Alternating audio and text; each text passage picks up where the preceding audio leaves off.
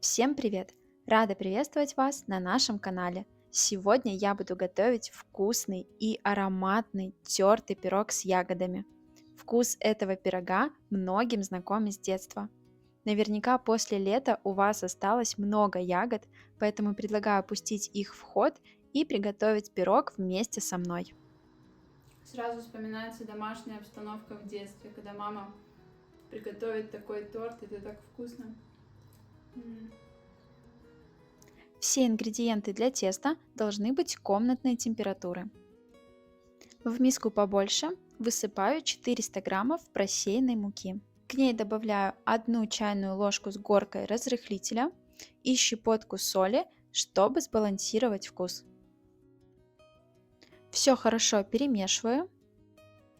Добавляю 180 граммов мягкого сливочного масла. Советую масло взять пожирнее, 82,5% жирности, так будет намного вкуснее. Немного перемешиваю лопаткой, а затем перетираю руками до состояния крошки. Должна получиться вот такая неоднородная крошка.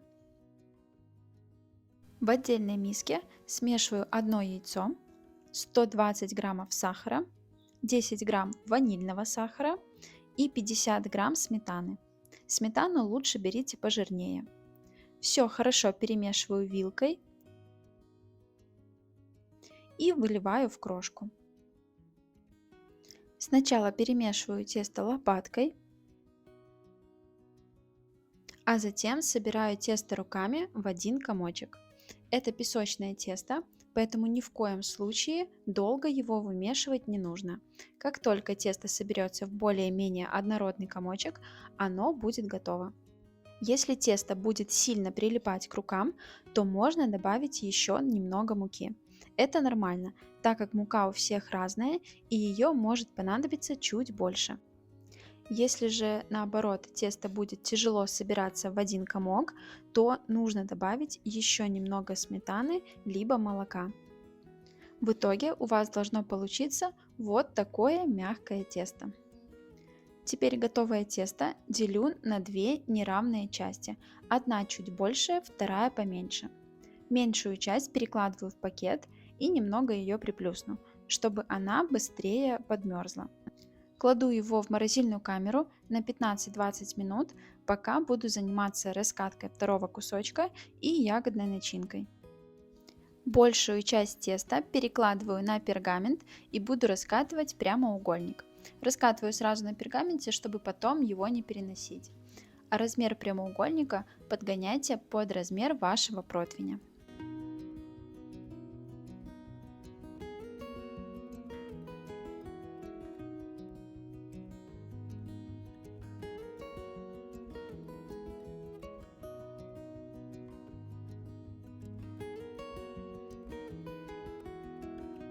Вот такой прямоугольник у меня получился.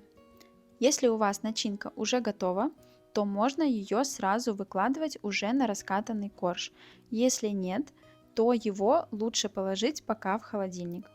Также это тесто можно приготовить заранее и приступить к выпечке уже на следующий день или даже через несколько дней. Такое тесто отлично хранится в холодильнике. Начинаю готовить ягодную начинку. Ягоды можно использовать абсолютно любые. Также можно использовать готовое варенье, либо джем. Я беру 300 граммов клубники и высыпаю ее в сотейник. К ней добавляю 120 граммов сахара. Для клубники такое количество сахара в самый раз. Начинка получается в меру сладкой. Но если вы будете использовать более кислую ягоду, такую как смородина, например, или вишня, то смело можете брать 150 граммов сахара. Ставлю сотейник на средний огонь и буду уваривать клубнику, чтобы она стала гуще. У меня она уже закипела и потихоньку уже начала увариваться. Чтобы загустить начинку, я беру 1 столовую ложку кукурузного крахмала и к нему добавляю 100 граммов холодной воды. Я обычно использую именно кукурузный крахмал, так как он не имеет никакого запаха и вкуса. Все хорошо перемешиваю и выливаю в сотейник.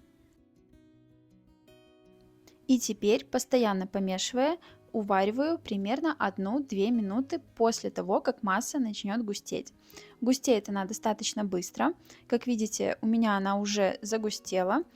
И еще один очень важный момент. С крахмалом долго уваривать ни в коем случае нельзя, потому что тогда крахмал потеряет свои свойства и масса снова станет жидкой.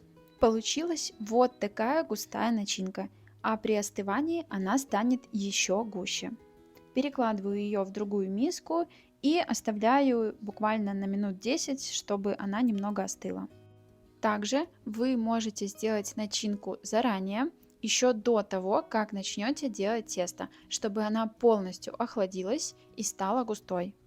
Заранее включаю духовку разогреваться до 180 градусов. И также достаю корж из холодильника. Начинка тоже у меня уже остыла. Начинаю выкладывать клубнику на корж и распределяю по всей поверхности. До края немного не дохожу. Также слишком много начинки выкладывать не стоит. Если у вас осталось варенье, то лучше потом выпейте его с чаем. Теперь на крупной терке натираю кусочек замороженного теста.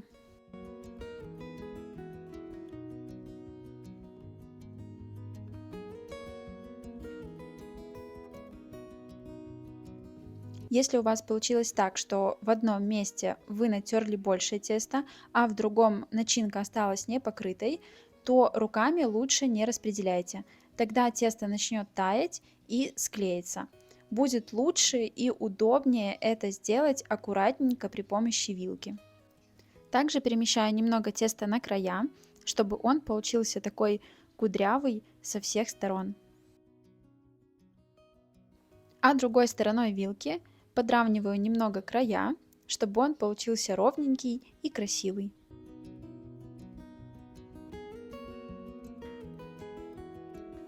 Выпекаю пирог в разогретой духовке до 180 градусов 30 минут. Он должен хорошо подрумяниться.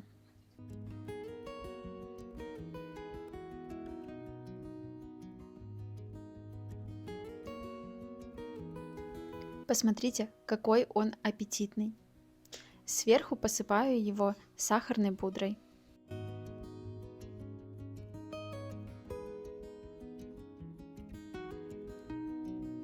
И пока он еще теплый, нарезаю на кусочки.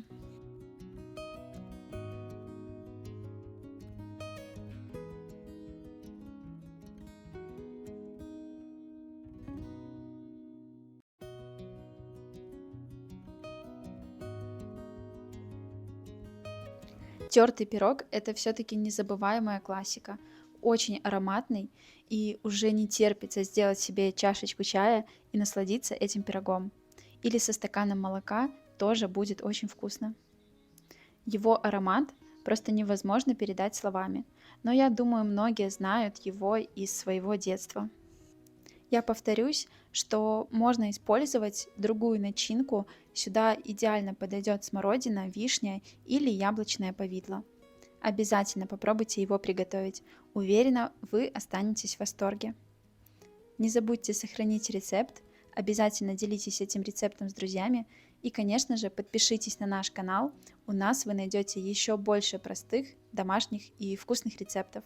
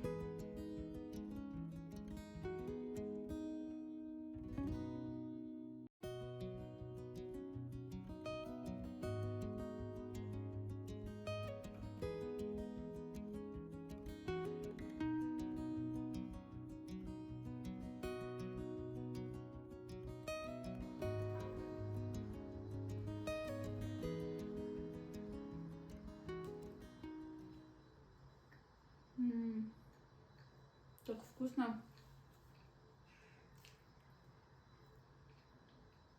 Это очень вкусно. Сразу вспоминается домашняя обстановка в детстве, когда мама приготовит такой торт, это так вкусно.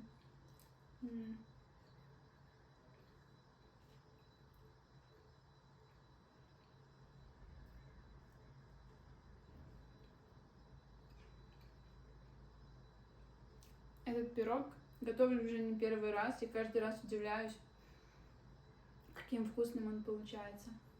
Я готова съесть его просто весь.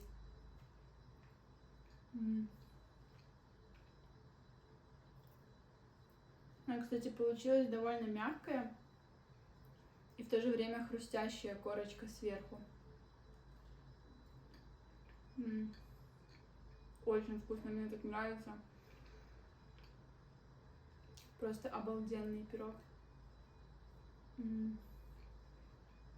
Тертый пирог – это классика того времени. Я уверена, практически у каждой хозяйки есть свой рецепт этого пирога, проверенный годами.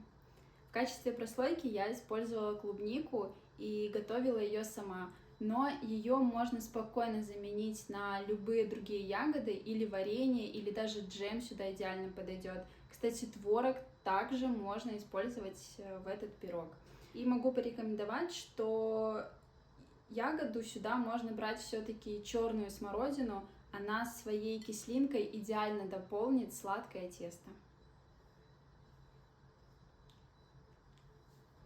Пирог по этому рецепту получился очень вкусный, ароматный, с приятной кислинкой, и что самое главное, он очень просто готовится.